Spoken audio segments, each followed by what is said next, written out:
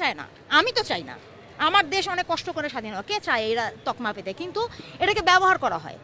এই ব্যবহারের হাতটাকে এবার এই ছাত্ররা মুছড়ে দেওয়ার চেষ্টা করলো, এবং আমার মনে হয় বাংলাদেশের মানুষেরও এটা মুছড়ে দেওয়া উচিত। তারা এটা হতে পারে না যে স্বাধীনতা যুদ্ধ ৭১-এই শেষ।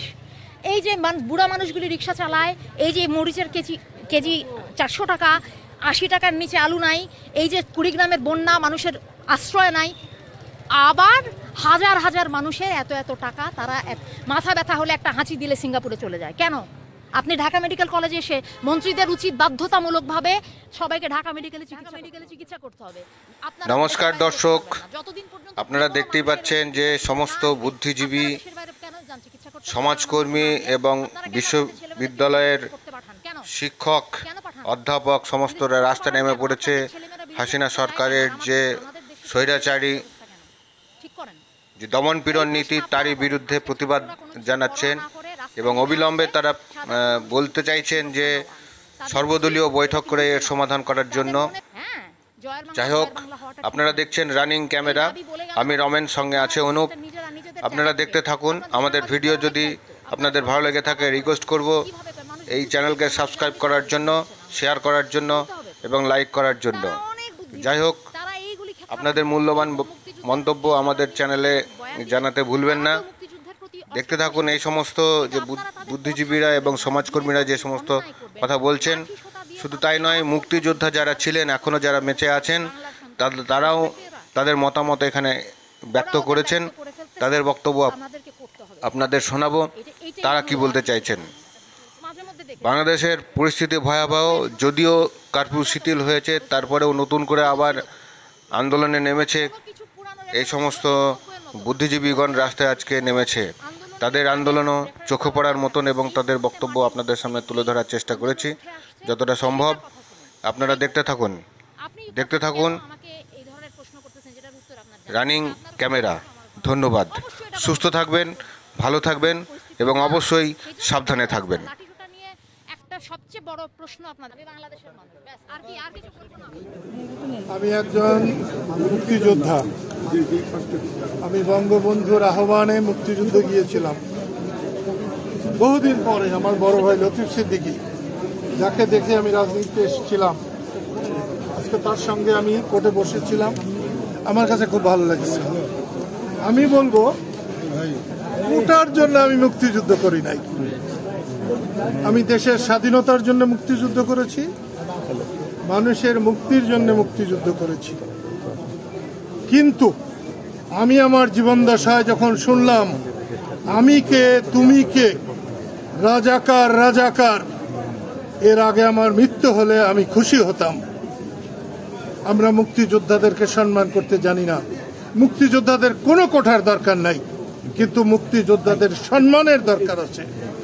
যতদিন বাংলাদেশ থাকবে, মুক্তিযোদ্ধাদের এইভাবে নিগৃহীত করার কোনো মানে হয় না। সম্মান করা দরকার। ৫৪ বছর দেশ স্বাধীন হয়েছে। কালকে আমি এই কোর্টে আসার জন্য যখন টাঙ্গাইল থেকে আসি, তখন সাভারে দেখলাম আমার গাড়িতেও ঢিল পড়েছে। আমার একটু কিছু মনে হয় নাই। যদি এই ঢিলের মধ্য দিয়েও এই দেশে শান্তি আসে, আমি খুশি হব।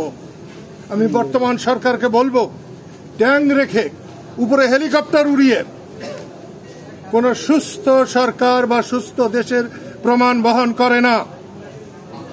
আমি বর্তমান সরকারকে বলবো, এক্ষুনি আপনি সর্বদলীয় একটি সম্মেলন আহ্বান করেন, সেখানে সবাইকে আহ্বান করেন। শুধুমাত্র 14 দল বাংলাদেশ না, শুধুমাত্র আওয়ামী লীগ বাংলাদেশ না, শুধুমাত্র বিএনপি বাংলাদেশ না, শুধুমাত্র জামাতের বিরুদ্ধে কথা বলাই বাংলাদেশ না। আমি সবাইকে অনুরোধ করব, মানুষের কথা বলেন। দেশের মানুষ বড় জ্বলছে, পুড়ছে, দেশে বড় হাহাকার চলছে। যারা দিন এনে দিন খায়, তাদের আজকে পেটে ভাত নেই। আমি আপনাদেরও বলছি, আপনাদের মাধ্যমে সারা দেশবাসীকে আমার এই অন্তিম অনুরোধ জানিয়ে দেবেন। আজকে যারা সরকার চালাচ্ছে, এই সংস্কার আন্দোলন তরুণদের এটা কিছু না। এর পিছনে যারা কাজ করছে তারা তো আসবেই। তাই সরকারকে বঙ্গবীর কাদের সিদ্দিকী যে কথা বলেছেন, আমিও বলি যে সর্বদলীয় সম্মেলন ডেকে বলা হোক দেশের এই পরিস্থিতি। আসুন আমরা বঙ্গবন্ধুর আদর্শের, মুক্তিযুদ্ধের, বাংলাদেশের স্বাধীনতায় যারা বিশ্বাস করে না, মুক্তিযুদ্ধ যারা বিশ্বাস করে না, নতুন রাজাকার যারা গড়তে চায়, তাদের বিরুদ্ধে ঐক্যবদ্ধ হয়ে জনস্বার্থে দুঃখী মানুষের মুখে হাসি। বাংলাদেশের সীমান্ত কি এখন শাহবাগ পর্যন্ত এসে থেকেছে যে বিজেপি আজকে এখন এখানে?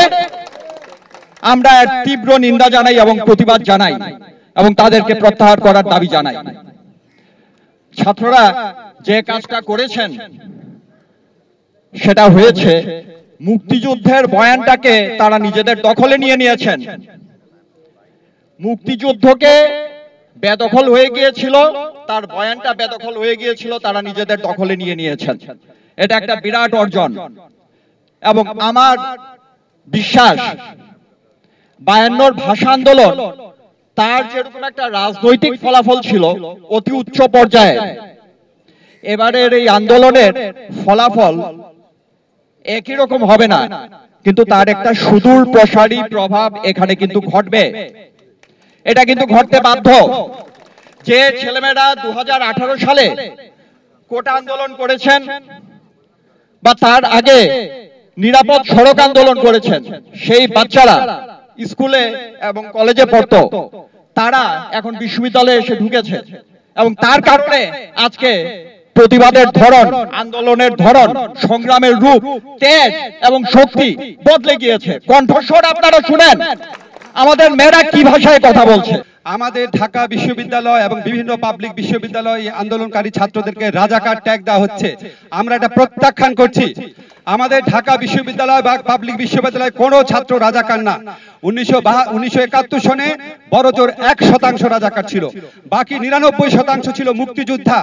কাজে আজকে যাই সন্তানদের দেখছেন তারাও মুক্তিযোদ্ধার সন্তান, তারা এই জনযুদ্ধের মুক্তিযুদ্ধের সন্তান। তাদেরকে রাজাকার ট্যাগ দেওয়া বন্ধ করেন। কোনো কিছু চাওয়া যাবে না, কোনো কিছু আবদার করা যাবে না, কিচ্ছু করা যাবে না, সবকিছু আবার চলে যাবে সেই আপনি কি রাজাকার নাকি না। ইচ্ছাকৃতভাবে আপনারা বুঝবেন না যে কতখানি রাগ হলে, কতখানি অভিমান হলে কেউ বলতে পারে আমি রাজাকার। কারণ আজকের রাজাকার কিন্তু 71-এর রাজাকার না। আজকের রাজাকার আপনাদের লুটেরারা, আজকের রাজাকার যারা এই দেশকে নষ্ট করছে তারা। সেটা কি বোঝার ক্ষমতা আমাদের এত বুদ্ধিবৃত্তিক লোকজনের নাই? যখন ওরা বোঝে না, তারা ইচ্ছা করে বোঝে না। তারা কি জানে না যে এগুলো সুযোগ নিতে পারে সন্ত্রাসীরা? জানে তারা নিতে পারে, তারা চায় সন্ত্রাসীরা এইসব সুযোগ নিয়ে তাদেরকে কোঅপ্ট করুক, যেন তারা বারবার পারে এরকম একটা ডাইকটমি তৈরি করতে, একটা পোলারাইজেশন তৈরি করতে, এবং এটাতেই তাদের ফায়দা। এখানেই আমাদের সাবধান থাকতে হবে যে প্রতিটা ইস্যুকে নিয়ে ওরা যেন বারবার সেই একই ইস্যু, একই পোলারাইজেশনে নিয়ে না যায়। বিশ্ববিদ্যালয় বন্ধের যে সিদ্ধান্ত সেটা মানছেন না, এবং আমরা মনে করি বিশ্ববিদ্যালয় বন্ধের এই সিদ্ধান্ত মানার কোনো কারণ নাই, এবং এই বিশ্ববিদ্যালয় বন্ধ না করে বরং যেহেতু আমরা বুঝতে পারি কেন বিশ্ববিদ্যালয় শিক্ষা আপনারা বন্ধ করতে চাচ্ছেন, কারণ হলে হলে সাধারণ শিক্ষার্থীরা ছাত্রলীগ বের করে দিয়েছে। সুতরাং এই কারণে আপনারা এখন বিশ্ববিদ্যালয় বন্ধ করতে চান। এই সিদ্ধান্তের পক্ষে থাকা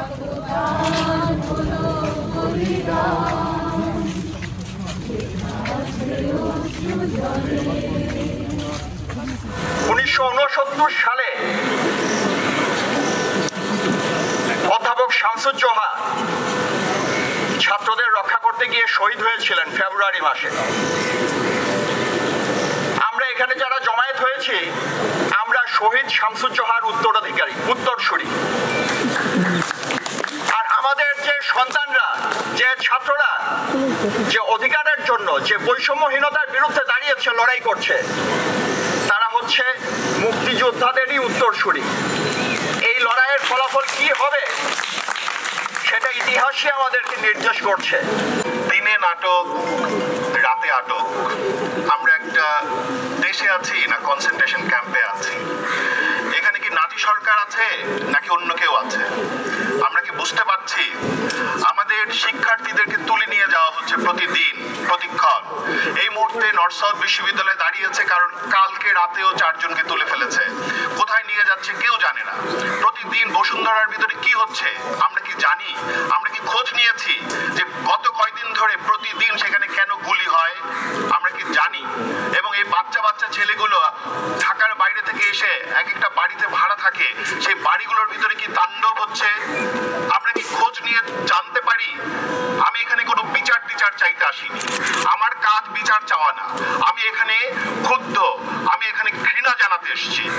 রাষ্ট্র এবং তার ব্যবস্থাকে ঘৃণা জানাতে এসেছি।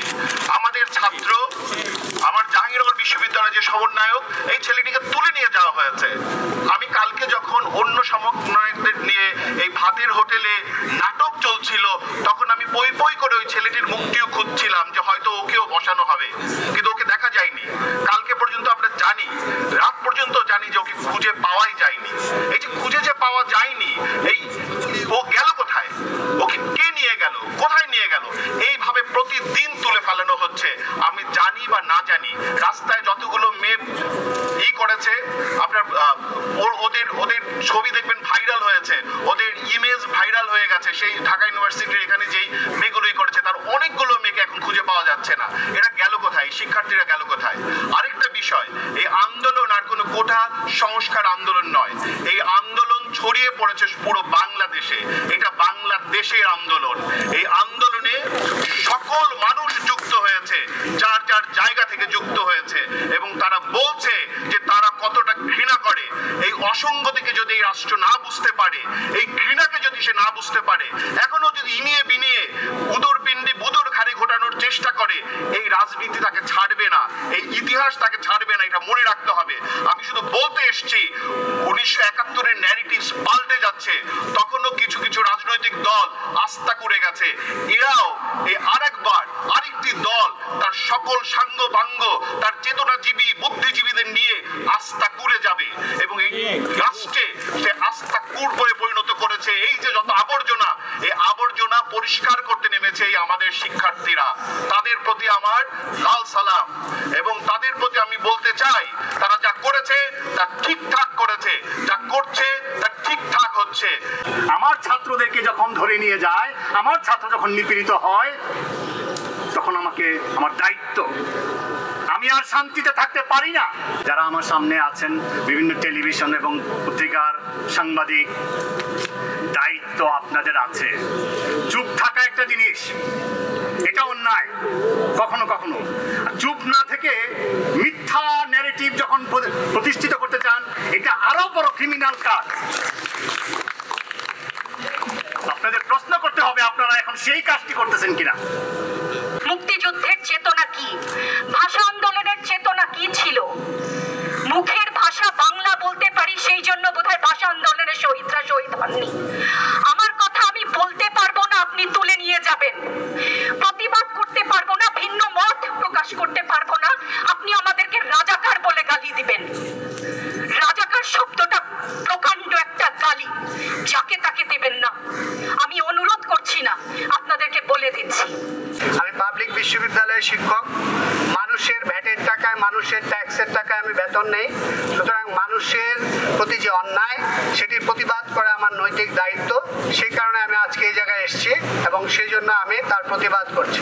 মিথ্যার বেসাতি যেভাবে বারবার করে বলা হচ্ছে, যে ধরনের মিথ্যা প্রচারণা তৈরি হয়েছে, সেই মিথ্যা প্রচারণা একসময় যারা মিথ্যা প্রচারণা করছেন তাদের বিরুদ্ধেই বুমেরাং হবে। তাদের মিথ্যা প্রচারণা যে দেশের মানুষ, ছাত্র সমাজ, শিক্ষক কেউ বিশ্বাস করছে না, এটি ইতিমধ্যেই সেটি প্রমাণিত হয়েছে। কারণ এখন আর এটি কেউ বিশ্বাস করে না। গত রাত্রে যখনই এই আন্দোলন, ছাত্র আন্দোলনের সমন্বয়করা লিখিত বক্তব্য পড়ছিলেন, আপনারা সবাই যদি তার কমেন্টগুলো দেখেন তাহলে বুঝতে পারবেন কতজন মানুষ সেটি বিশ্বাস করেছিল। ফলে এই যে একটা অনৈতিক কর্মকাণ্ড করে এতগুলো মানুষকে মেরে ফেলার পরেও তারা ধন সম্পদের হিসাব করছে, তার মানে এক পাল্লায় মানুষের মৃত্যুকে তারা নিচের দিকে নিয়ে এসে তারা সম্পদের হিসাব করছে, যে সম্পদ কিন্তু কোনো মৃত্যুকে জাস্টিফাই করতে পারে না।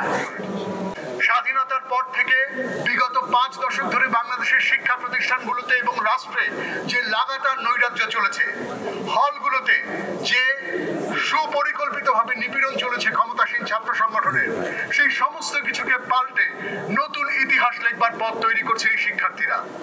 সেই শিক্ষার্থীদের প্রত্যেকটি দাবির প্রতি আমরা সমর্থন জানাই।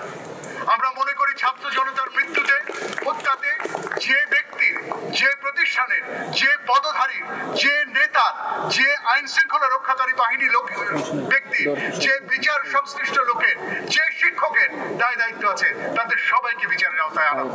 যে সাংবাদিকের দায় দায়িত্ব আছে, তাকে বিচারের আওতায় আনা হোক।